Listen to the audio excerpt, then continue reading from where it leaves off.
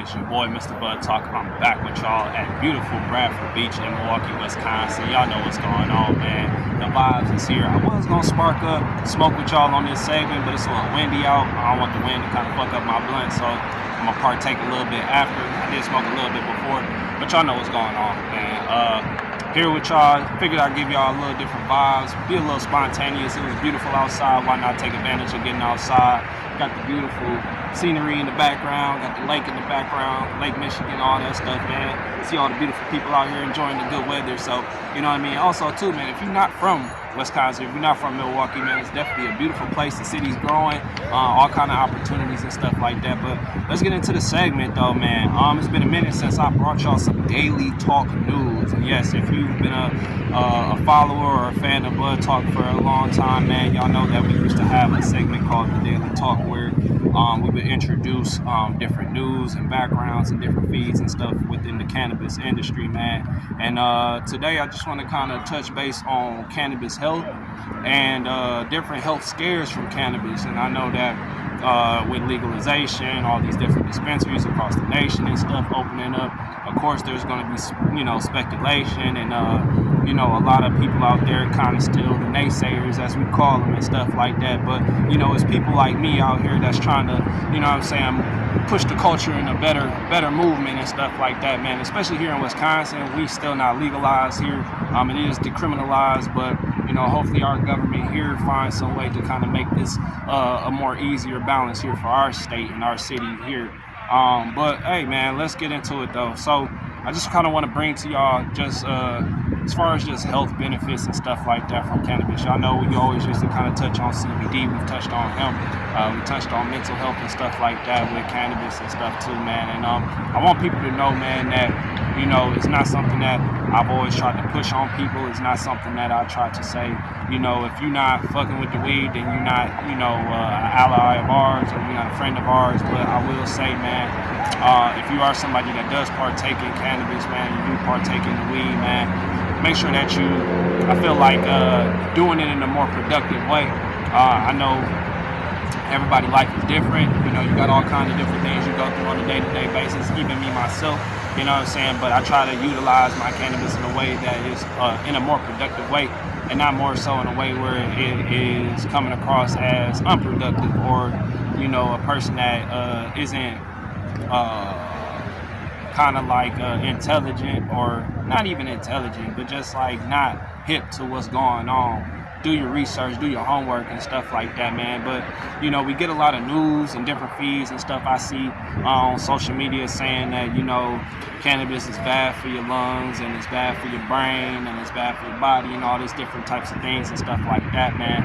And I feel like those are from the people that, even though they might have done their research on another level, you're one of those type of people that still decide to take the negative and the bad with the good. I feel like that comes with anything that you do in this world. Like, look at all the medications and stuff that we get in our country that, you know, we see commercials on a day-to-day basis that they feed us medications, and you got this person rambling in the background, well, take this, what is it, like your Nuclear or whatever, some shit it might be, and then they read off all the different crazy side effects. Oh, loss of hearing, you might even die, you know what I'm saying, and stuff like that.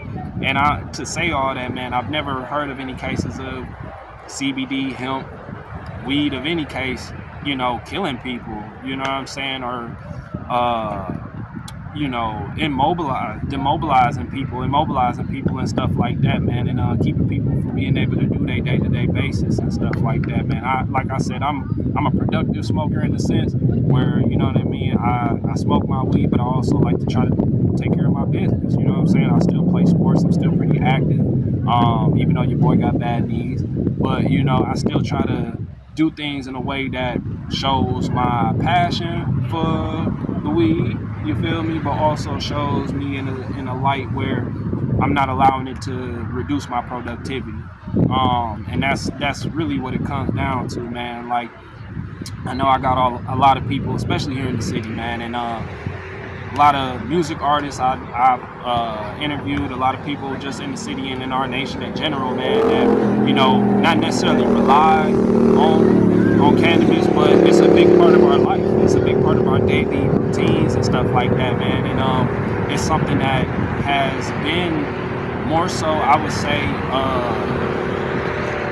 like a positive additive in our lives. I wouldn't say that it's something that is a crutch. I feel like if you're a person that utilizes cannabis and you just don't you don't take advantage of your opportunities, you don't take advantage of what life is what's giving you. You kind of sit around and just kind of be whatever about your day to day, and you just use it in that sense, man. Then you're not really getting your full benefits out of it, man, because they do a lot of testing on a regular basis, man. Whether it's psychedelic drugs and stuff like that, man. Especially here in Wisconsin, Marquette. If you're anybody out there familiar with Marquette University, they do a lot of testing on psychedelic drugs now. They just passed something. I think it was last year sometime. They passed a bill where Marquette University or passed a class where Marquette University is able to do research on psychedelic drugs and stuff like that, man. So shout out to them. Shout out to the other schools and stuff in our nation too that are taking advantage of being able to really do some real research on this stuff, man. And it says on a lot. I also see too a lot, man, where over 50% of our country is actually with cannabis, man. So that's a huge makeup. That's a huge makeup with billions and billions and billions of people in our nation, man. For over 50% of the people to actually be for cannabis means that that's not all people that just smoke either. You got to think about that too. It's not all the people that just utilize CBD. That's not all the people that just utilize hemp and stuff like that on a day-to-day basis, man. Those are people too that are seeing people that are actually using this product, using this resource, and actually it's beneficial to their life. Like, look at the people that have used cannabis and such for health benefits, man. Look at people that have seizures. Look at people with cancer. Look at people with bronchitis and all these different kind of things, and mental health issues and stuff like that they use cannabis and stuff for, man. And I know we get a lot of pushback because there's a lot of smoke, because of the smoking and this and that. But you have to think about anything that's being utilized recreationally is going to become a negative light on it too. Look at drinking. Look at people that go to the club. Look at all that kind of stuff like that. I feel like anything that you do in recreation, do it in moderation. You feel me? That's a quick little bar for y'all too. But yeah, man, just do it in moderation too, man. Like it's not a big deal. It's not something that you gotta force, man. It's not something you need to be forced. I don't think it's something you need to be scared of. And to the older generation that still have a problem, with a lot of folks utilizing cannabis in a way that it is smoking, you know what I'm saying? And it's not always maybe an edible or a chewy or a tincture or oil or anything. Look at those folks, man. Look at the people that use it recreationally and how it does help them in a more beneficial way instead of actually taking away from them in a negative way. But kind of moving on now. So with all the kind of like the pushback and all the negative narratives and stuff that you get from the naysayers and stuff like that, I feel like with the industry as a whole, man, people have to start taking advantage of opportunity, take advantage of what the industry is willing to give us, man. It's all kinds of different things and ways to make your money too, man. If you got, say, and again, shoot, half the people that own multi-billion-dollar companies, they don't like McDonald's, they don't like Coca-Cola, they might not even drink that shit half the time. I'm sure half these folks that own these businesses and companies, they don't even use half the products that they actually own for real. So think about it in that sense. Think about it as a person, like if you're looking for an opportunity to make a little extra money in your pocket, man, and do your homework, man. Really do your homework. The cannabis industry is a $1 billion industry and growing. Last time I checked, it was at $27.8 billion. So imagine in the next 2 years, man, we're going to be at $30 billion. A $30 billion industry. And that reaches out from fashion, music, food, all kinds of different resources, medical resources, all kinds of stuff, fam. So I think the more that people choose to actually do their research, do their homework, take their time to actually understand something, to understand what the culture really is, not just looking from the outside in and just saying that you don't like something or you don't have an appreciation for something. That's kind of like what is that, like very narrow-minded, of people that don't really take advantage of what's out there for them. And for me, on my part, and how I would say, and just kind of touch on me and myself again, just me and how I look at the industry too, man. Like, look at Bud Talk, man. I didn't wake up thinking about a cannabis podcast. Like, on some real stuff, man. Like, I woke up, thought I was going to own a dispensary one day, and thought I was going to make $1 million overnight, own a dispensary and serve the people in that way. But, God has other plans. We start breaking down, the materials, start breaking down, the days, and start seeing what it's really worth, man. Honestly, fam, you really start looking at the different, like I said, the different opportunities. Media wasn't necessarily my outlet. I didn't think I was going to be behind the mic for too long. I always kind of wanted to delegate that part to my co-hosts and different people that I had part of the podcast at the beginning, man. So I will say, being a front runner, being somebody that is a curator, somebody that is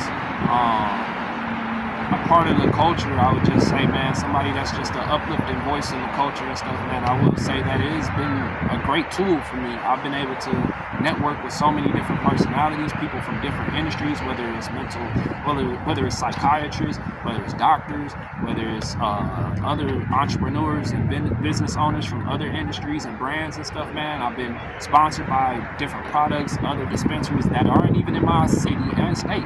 So, your voice is everything. Opportunity is everything. As long as you continue to utilize, your resources and you touch base with the right kind of people, man, you definitely gonna figure out that this industry has more to offer than what just you can see.